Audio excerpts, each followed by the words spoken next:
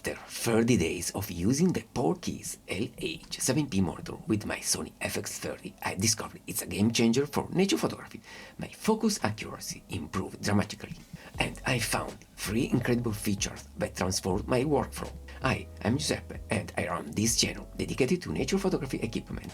If you're interested in improving your gear setup, hit subscribe. Today I'll show you why this monitor and the FX30 are the perfect match. External camera monitors are incredibly useful tools that expand your camera's capabilities. With features like zebra stripes, focus peaking, waveform, and LUTs, controlling exposure becomes effortless. But here's the thing, how many times have you missed the perfect shot because you were fiddling with camera setting like aperture or ISO? That's where the LH7P's game-changing feature comes in, its built-in Wi-Fi module. This lets you control your camera directly from the monitor screen. Pretty cool, right? Once you've connected your FX30 to the monitor via Wi-Fi, controlling your camera becomes seamless. The monitor even includes Bluetooth connectivity for other camera systems. Through Wi-Fi, you can control Sony, Canon, Nikon and Panasonic cameras, while Bluetooth handles Blackmagic design cameras. But what exactly you can control? Through the monitor, you can adjust virtually everything: aperture, ISO, white balance, focus area, zoom mode, and yes, even start and stop recording, all without taking your eyes off the monitor screen. Game changer, right? You might be wondering, what feature made the biggest difference during these 30 days? The answer comes down to 2 key aspects: size and weight. Having a 7-inch monitor at eye level is invaluable, while a 5-inch monitor is certainly an upgrade from your camera's built-in screen. The 7-inch display is truly superior. Why? It provides a more expansive view and lets you fully appreciate the full HD resolution, something that's harder to do on a 5-inch screen. Then there is the weight factor. At just 245 grams, this monitor is incredibly lightweight and easy to carry all day, thanks to a polycarbonate and ABS construction. For comparison, the Atmos Ninja 5 weighs 360 grams without its SSD drive installed, meaning you'll need to add even more weight to make it functional. This weight difference significantly favors the Porky's, and if for now everything is going well with the user interface, I got some small issue. The user interface of the LH7P monitor differs from other monitors, which typically use similar menu systems. The LH7P software is reminiscent of the Ninja 5, though it appears less professional. However, it has everything we need. The screen is divided into 3 sections. The top section contains camera controls such as white balance, exposure compensation, shooting mode, battery charge, and connection status. The right section includes the focus mode selection, AFC or manual focus, the focus area selector, and the touch function, which allows you to focus on a specific part of the image simply by touching it. And in the bottom section, you can find the main controls, including camera settings and monitor settings. You can adjust the iris, shutter speed, focus, and zoom, as well as enable or disable the recording function.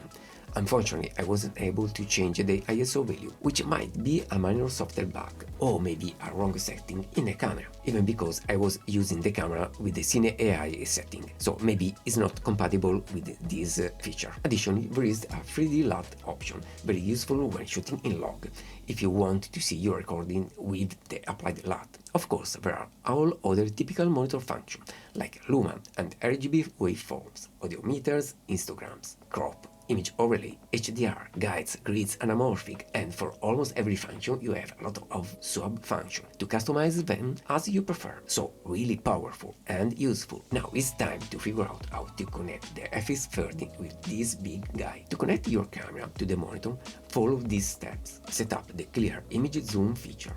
Press menu, select camera video shooting, then zoom range, and finally set clear image zoom. This enables the zoom function on the Porky's monitor. Go to settings, select external output and HDMI resolution and set it to 1080p. In HDMI output setting, set the output resolution to 1080p. If you don't need to show display information on the Porky's monitor, set the HDMI info display option as you need. Then navigate to the network setting menu and select Access Authentication settings. Then set Access Authentication to off. In the Wi-Fi menu, select Wi-Fi frequency band and choose the 2.4G band. To create a Wi-Fi hotspot with the FX30, you need to go to Nectar menu again, select the connection remote shoot function and select the Wi-Fi direct info, where the camera will create a connection for your monitor. Now it's time to configure the LH7P monitor. Select the camera from the main menu, choose Wi-Fi 2.4G, turn on the Wi-Fi switch and select Add the new device. Then select the connection button on the left, where the camera's name appears. Enter the password created by the FX30 and the monitor, and the camera will be connected. To confirm, tap the battery icon in the top right corner of the monitor to see the control connection panel. Once the camera and the monitor are set up, you'll be able to control your FX30 directly from the monitor. Regarding the touch screen, initially I was touching the monitor too hard, resulting in poor responsiveness. I found that a gentle touch provide better results. Lastly, the customization button are a great features. Like other monitors, the LH7P has customizable buttons, and for my purpose, I kept the default configuration, so focus peaking, silver stripe, false color, and waveforms. Simple and straightforward. One of the features I appreciated most is the focus peaking. It's well designed, highly customizable, and works perfectly in every situation. During macro shots, I relied on it heavily, which helped me keep every recording in focus while I was using manual focus mode. Even in autofocus mode, it's invaluable for confirming your camera's focus accuracy. Let me demonstrate how easy it is to check focus in both manual and autofocus modes. Even when zooming in on the image, I maintain complete control. Let me expand on the focus peaking feature of the Portkeys monitor. The focus peaking feature offers several key advantages. High customization option to match different shooting scenarios, reliable performance across various shooting conditions, particularly effective for macro photography, and a dual functionality for both manual and autofocus shooting. Here are some additional technical details about focus peaking that weren't mentioned in the context. The color option typically includes red, green, blue, or white highlight colors to ensure visibility against various backgrounds. You can also convert your image into black and white or different levels of grayscale to better enhance the edges of your subject. Then there is the sensitivity levels, where you can adjust the threshold setting to fine-tune how much of the image is highlighted. Furthermore, there is the split screen capability, allows you to compare focused and unfocused areas simultaneously. Works alongside other monitor tools like Zebra and Waveform without interference. Another great feature is the peaking frame to isolate just a portion of the video with the peaking function. This combination of features makes it particularly valuable for achieving precise focus in challenging shooting conditions. And last but not least, I didn't need to wear glasses to watch the monitor. It may seem trivial, but I often needed my glasses to view and use my old 5-inch monitor.